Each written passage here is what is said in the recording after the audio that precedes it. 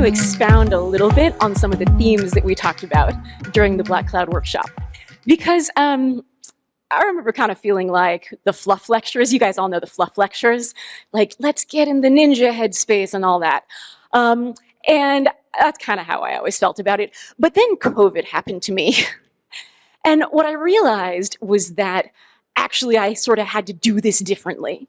And yeah, I was kind of getting in the headspace of all hell is breaking loose kind of literally and everything's on fire kind of literally. And how do you stay calm throughout all that? But that's not actually really the big thing that I took home.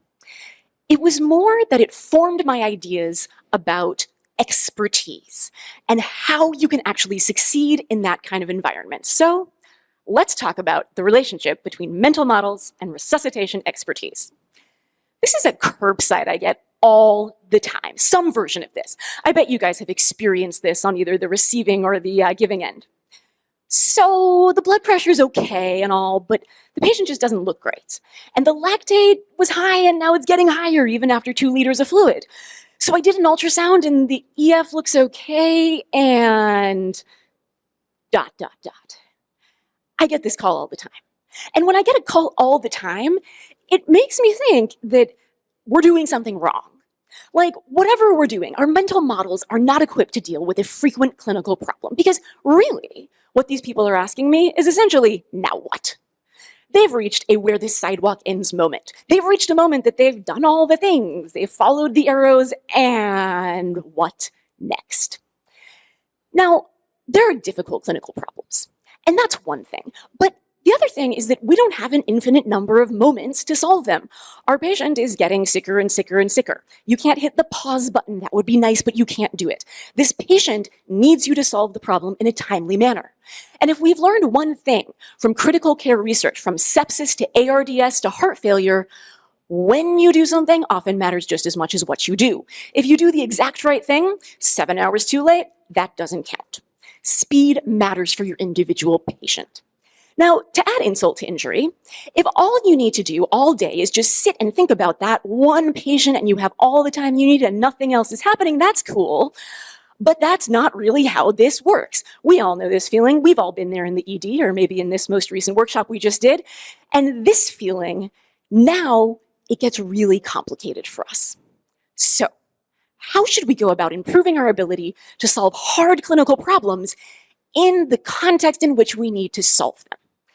Now, at first, we often look to fancier technology. Is there a cool new device that can help us?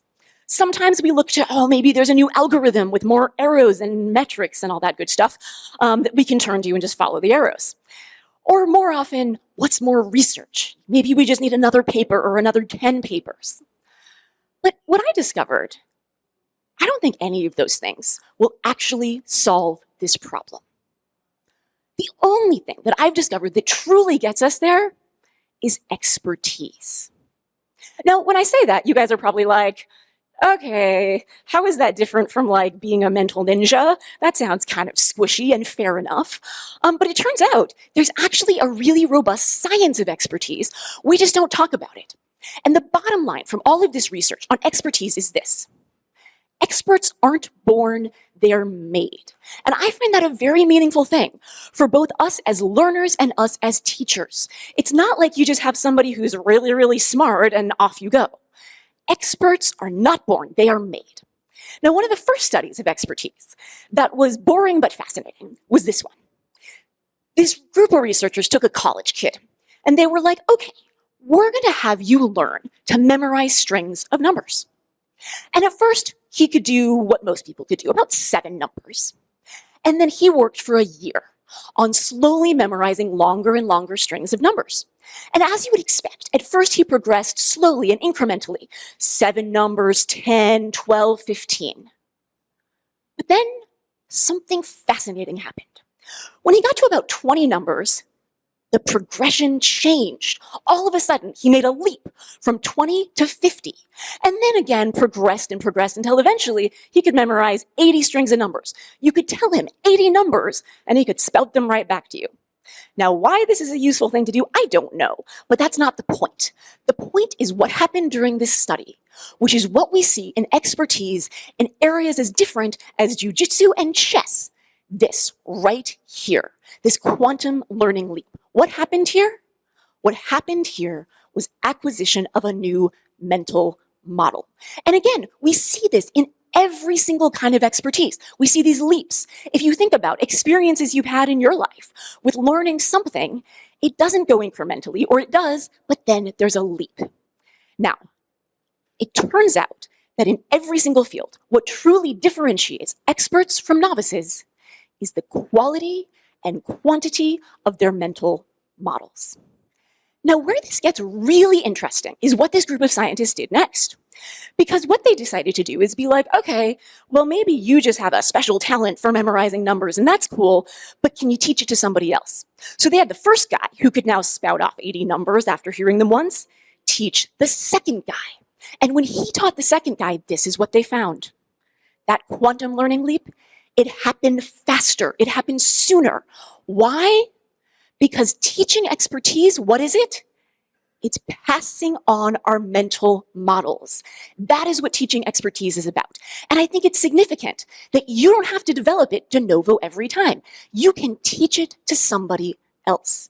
Now, this is hard because if you look at most experts and you ask them what they do and you watch what they do, they're two totally different things.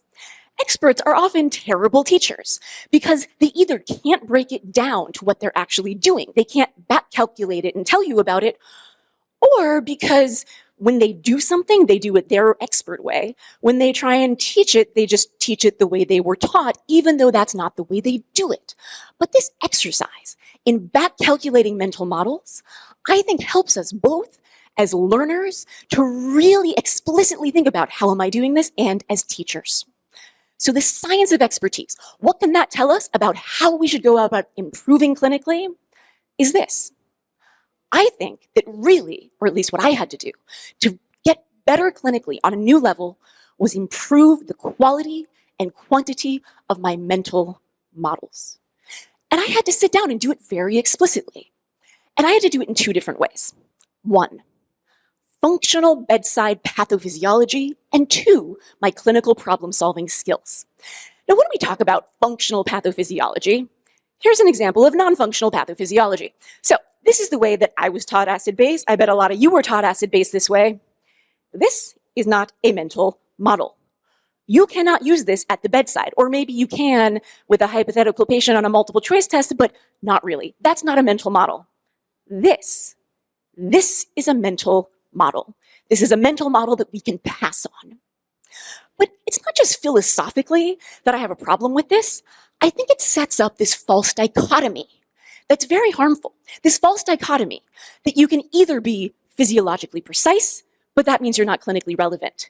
It means that if you're going to do that, you can either dumb something down, or alternatively, it's just incomprehensible. It means that either you can follow the algorithm or do thinking, but you can't do both. And I believe that is a false dichotomy. What you actually need is a genuinely robust approach to physiology that's also functional at the bedside. Now, we don't need to reinvent physiology. Somebody did that already. We don't need to come up with an all-new way of how the body works. We kind of have a pretty good sense already. What I would actually say we need to do is a process of what I like to call advanced simplification. And that's the idea. Taking something that looks fancy with lots of equations, and functionally, what does this mean in our case at the bedside? And what is it really? It's us taking our expertise, back calculating how we actually do it. That is what we are doing here. For example, this is how I was taught shock. You guys have all seen this before, right? Lots of graphs and Guyton, and I banged my head against this for many, many hours, and eventually kind of sort of understood it, but then when I tried to take it to the bedside, not so much. This is how I like to teach shock. Looks very simple. But just because you simplify something in an advanced way doesn't mean that it's easy. In fact, mental models like this take work because you can start from something very simple and make something complex. Because often when we say mental models, sometimes we oversimplify, and that's not what we're trying to do here. Oversimplifying is just as bad as too complicated. And so you can start here and build your mental model and eventually make something that looks quite complicated like this. But to me, the difference between this and the Guyton Venus return and all the other curves is that this is a mental model that I've worked on building in my brain that I can use at the bedside to make clinical decisions about my patients. Clinical problem solving, we never talk about this. Mostly when we talk about it, what we really mean is following the algorithms. We're never explicitly taught this, not really. And I'm very, I suppose I could say anti-algorithm, or I don't want to say that because I'm going to get in trouble with somebody, but like, algorithms are not my thing.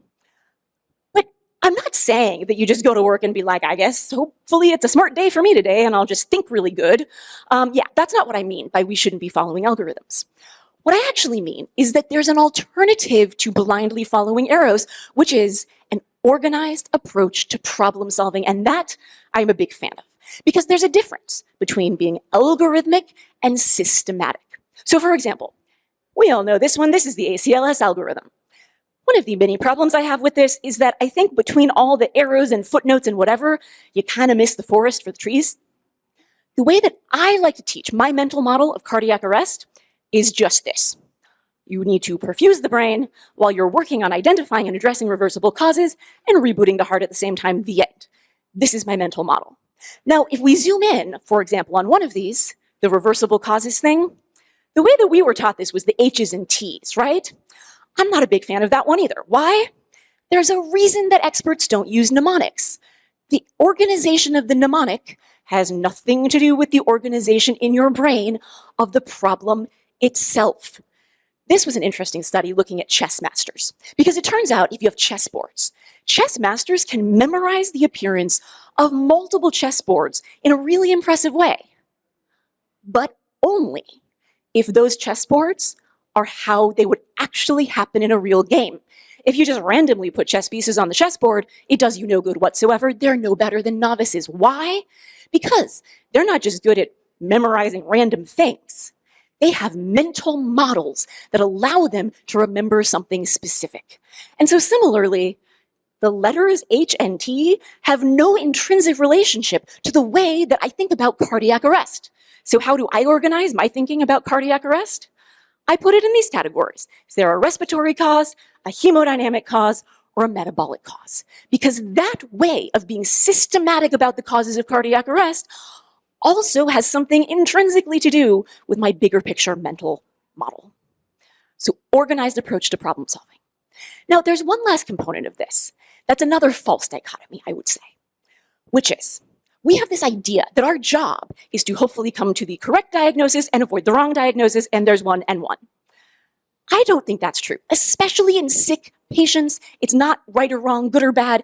To me, it's an iterative hypothesis testing process where you gather data, revise your hypothesis, and then adjust your management. It is a process, not a right, wrong, good, bad, yes, no, black, white. It is a process that I need to practice, and I think we all need to practice. And then you do that, and you do it again, and you do it again until the patient's better. So, when I found myself asking, how can I improve my clinical skills at the bedside when I have multiple complicated critical patients simultaneously? Expertise. It was really the only answer that I could come to. And if you think about the amount of time we spend learning about the latest new technology, reading the most recent journal articles, updating ourselves on the most recent algorithms and guidelines, I mean, how much time do we really spend doing that? Why can't we spend just as much time working on improving the quality and quantity of our resuscitation mental models? Thanks, guys.